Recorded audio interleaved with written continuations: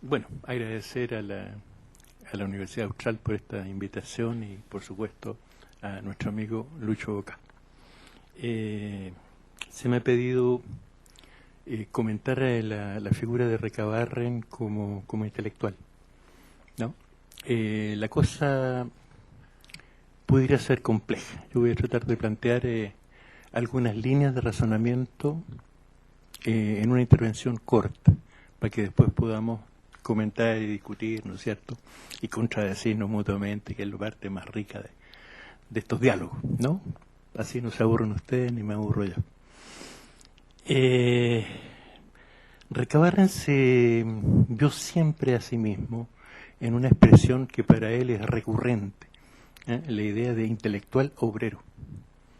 Nosotros, intelectuales obreros, decía, ¿no? Efectivamente es así.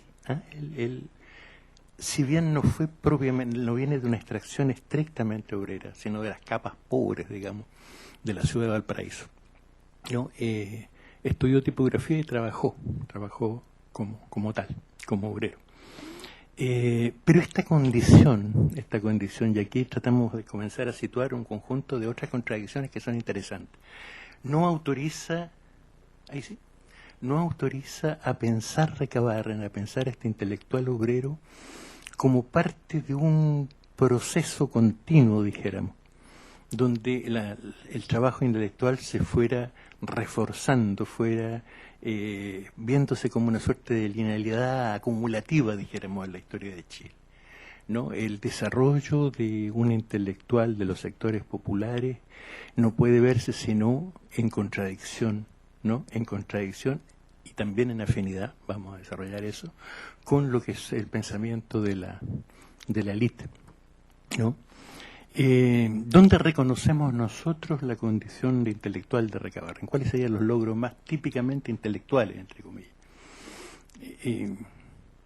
En una idea que me gustaría precisar, tradicionalmente en Chile, quizás en el Cono Sur, ¿no es cierto?, de nuestra América Latina, cuando se habla de intelectual tenemos la idea, la representación, el a priori, ¿no es cierto?, de un tipo serio, con anteojos, ¿no?, que dice opiniones también aparentemente serias y eruditas, que escribe en los periódicos, que genera opinión y que está un poco por encima, fuera de los grupos sociales que componen nuestra sociedad.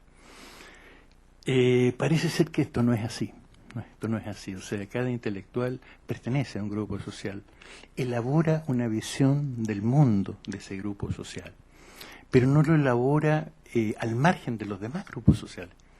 Un intelectual obrero no crea una visión obrera sin dejar de estar necesariamente, a fuerza, desgraciadamente, contaminado también por las ideas de la élite, ¿no? En ese juego donde el intelectual es parte del mundo de los grupos subalternos, ¿no? Es donde nosotros podemos situar a Recabarren. Yo diría la mayoría de los intelectuales del mundo obrero y popular en Chile. ¿Qué significa esto concretamente? Es una problemática, no es una cuestión resuelta, no es un texto a repetir y a aprender, es una cosa que nosotros también tenemos que elaborar. Y es simple, cada élite, ¿no?, cada élite política usa el poder, digamos, ¿no?, un poco de dos maneras. No es que de dos maneras estén separadas, es una misma manera, pero marcando el énfasis en una cosa o en otra, ¿no? Usa el poder como coacción. Nosotros conocemos esos periodos perfectamente bien en Chile, ¿no? No es necesario hacer un dibujo. Pero también usa el poder como forma de construir consenso, ¿no? Para ponerlo en blanco y negro.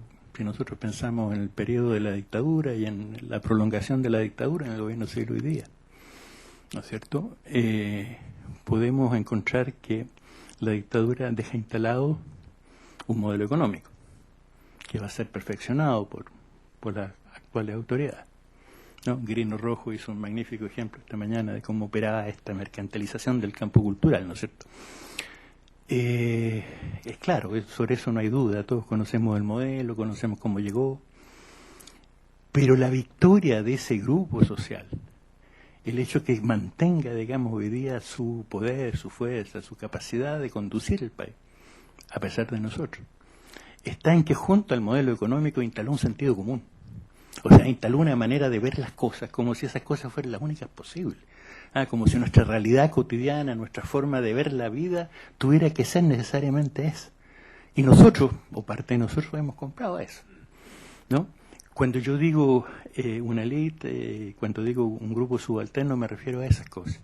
Lo subalterno se expresa así, se expresa como la internalización, ¿no?, de un conjunto de ideas, de un conjunto de aspectos culturales que son propios de la élite y que muchos de nosotros recibimos de manera acrítica, fuertemente crítica, ¿no?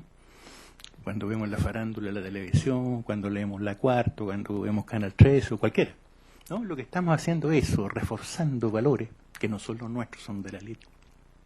Y lo estamos incorporando de manera entonces subalterna. Somos parte de ese grupo subalterno.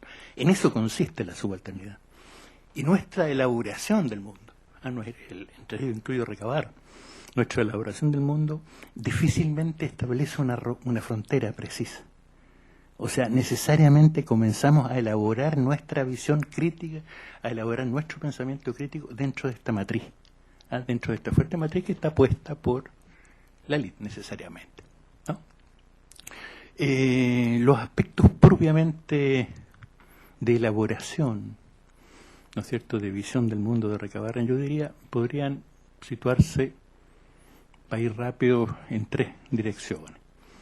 En primer lugar, en lo que él dice ser un periodista obrero también. No solo un obrero o intelectual obrero, es también ser periodista obrero. Más de 50 periódicos en su vida, donde el tipo iba, ¿no es cierto?, recorriendo el país, tomando contacto con la gente. Periódicos, algunos de una inmensa significación, el Despertar de los Trabajadores en Iquique, por ejemplo, ¿no? Periódicos que duraron mucho más tiempo que su propia vida. Van mostrando cómo fue cristalizando esta visión de las cosas que tenía de Recabarren, ¿no?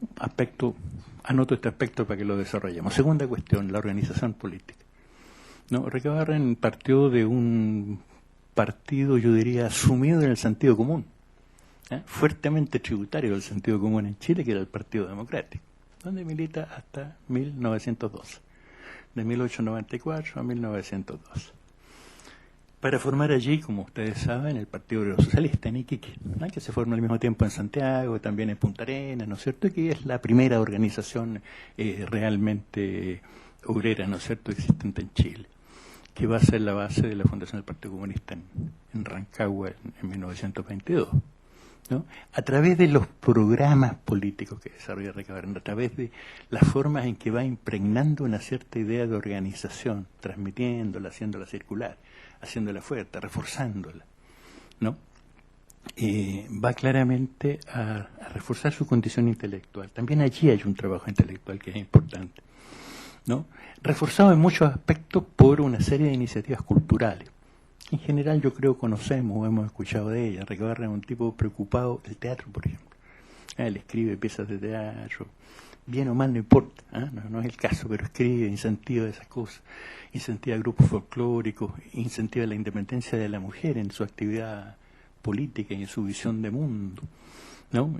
Crea bibliotecas, crea escuelas nocturnas. Todo ese periodo de Iquique, donde está y del norte en general, donde anda recorriendo las ciudades del norte, Antofagasta, etcétera, es rico en ese tipo de creaciones, ¿no? Donde yo diría de 1911 a 1916, si uno revisa ese periodo y revisa los periódicos obreros y las actividades de la zona, va a encontrar un florecimiento cultural real, expresado en un conjunto de iniciativas que son en lo fundamental, en lo esencial, parte de Recabarren y parte del grupo dirigente del Partido Obrero Socialista.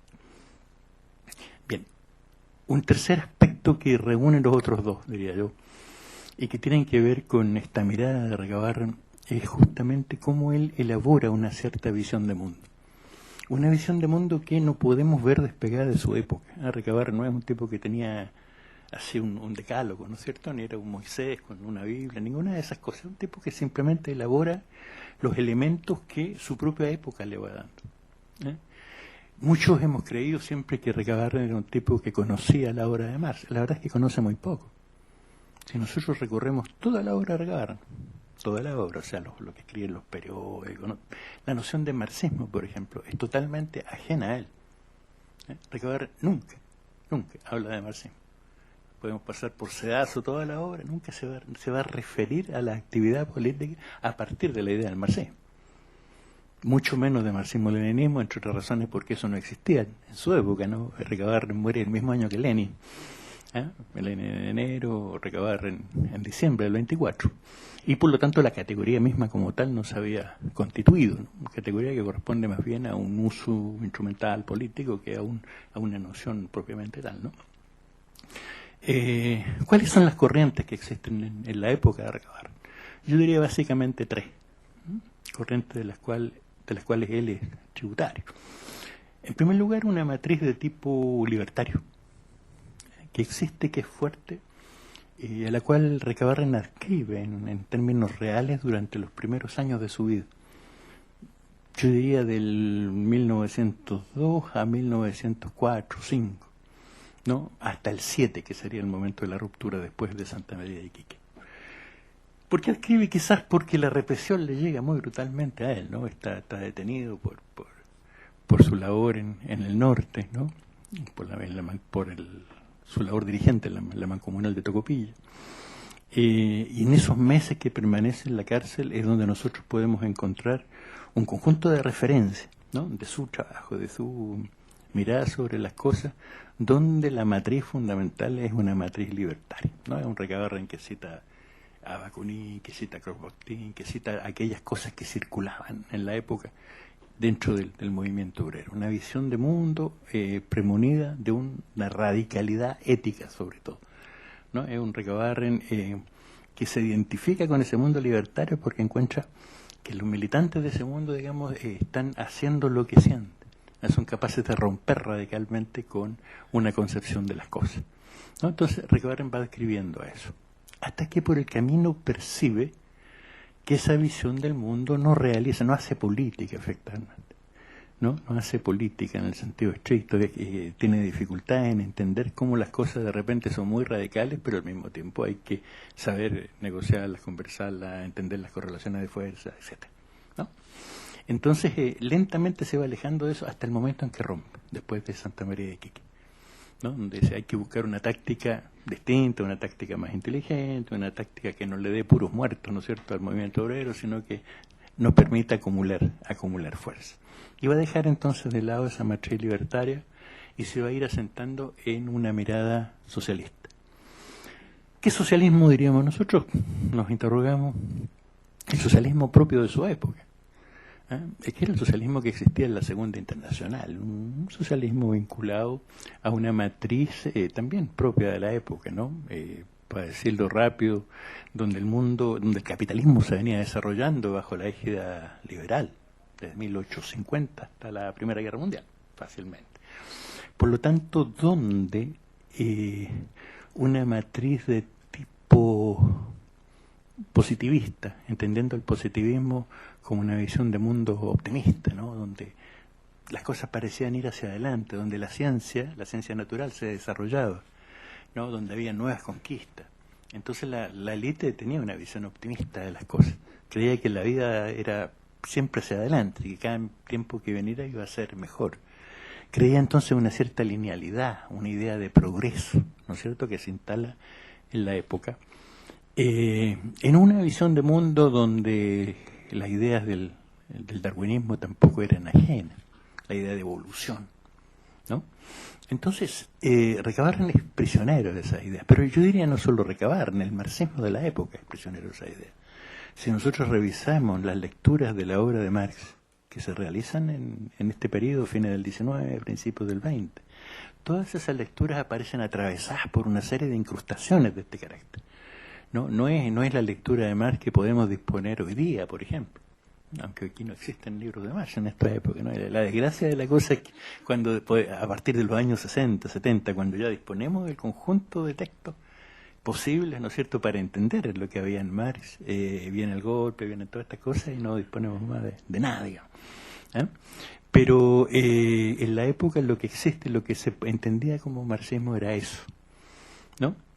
categoría que, insisto, Recabarren nunca utiliza, pero sí la visión del mundo está claramente presente en él. Es esa forma de ver las cosas.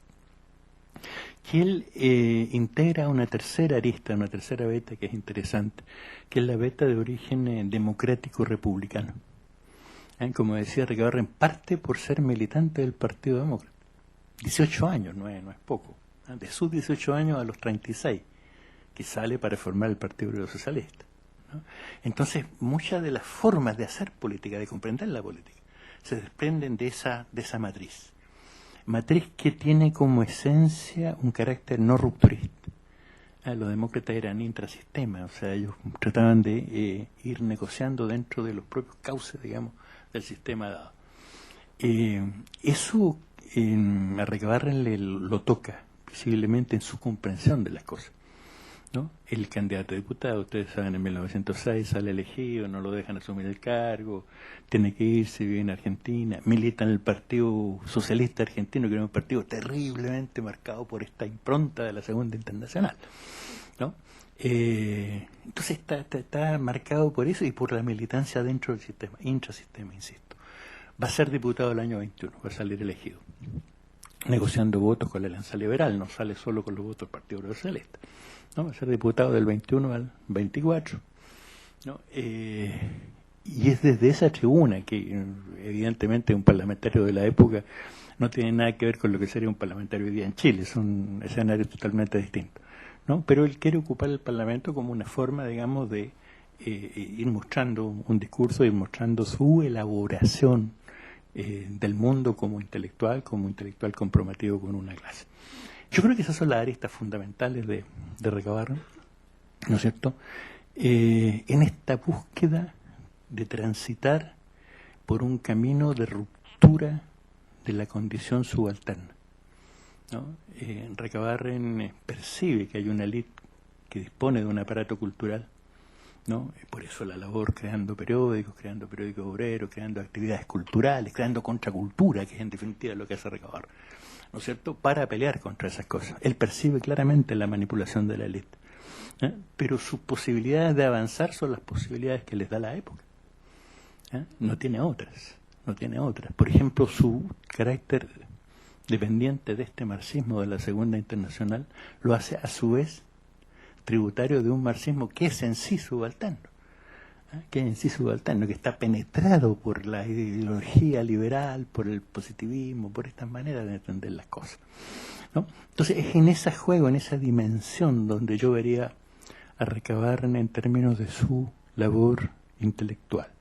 Obrero, intelectual, periodista obrero, comprometido, ¿no es cierto?, comprometido con la creación de un nuevo mundo, de una nueva sociedad, entregado, digamos, a estas circunstancias extremas. Si uno ve los detalles de la vida, ¿no es cierto?, cómo recorre el norte, los que conocen el norte sabrán cómo son las salicheras de Árida, ¿no es cierto?, donde el tipo no lo dejaban entrar a la salichera, las personas obviamente, y dormía afuera, ¿no es cierto?, dormía en unas cuevas de la región, iba y vendía cosas, vendía sus materiales, los entregaba, hacía discursos, se paraba arriba de un cajón porque era chiquito, y hablaba, ¿no? Cuando uno ve las condiciones de vida, las formas de entrega, no puede sino admirar profundamente el ejemplar humano que está detrás, ¿no? Pero sus condiciones no pueden ser tampoco distintas de las condiciones de su época. Y yo creo que apreciar a Recabarren como intelectual significa insertarlo en esa perspectiva, un intelectual de las clases subalternas que lucha por romper esa condición de subalternidad, ¿no es cierto? Mal comprendido por la derecha, porque no tenía por qué comprenderlo, digamos, además no es problema de ellos, pero también mal comprendido por nosotros, que lo hemos conocido poco, lo hemos estudiado poco, y que tiene aspectos que son dignos de subrayar. Anoto una última cosa y me paro aquí para que podamos conversar. En toda esta visión de mundo que elabora Recabarren hay un aspecto que a mí por lo menos me llama profundamente la atención, que viene seguramente de esta cultura un poco libertaria, ¿no es cierto?, un poco de negociación, un poco de una matriz socialista que no termina de cerrar. Y es que Recabarren, en toda su argumentación, o sea, en toda su labor como intelectual, está buscando siempre convencer. Es alguien que nunca piensa en toda su obra imponer una idea, desde un aparato, del Estado, desde ningún lado, Él está buscando un convencimiento auténtico. Si no hay convencimiento auténtico por abajo, por la base, con la gente, no hay ninguna posibilidad de revolución posible, ¿no? Eso es básico en Recabarren. Es una actitud que marca toda su vida, desde muy temprano, de la época del Partido Demócrata, digamos. Él está buscando generar mayoría, convencer, establecer vínculos sobre la base, ¿no es cierto?, de ese convencimiento individual, que es una forma de desarrollar conciencia individual y que es una forma, entonces, de entender radicalmente la democracia. Eso para que hablemos un poco entre todos y podamos debatir más latamente.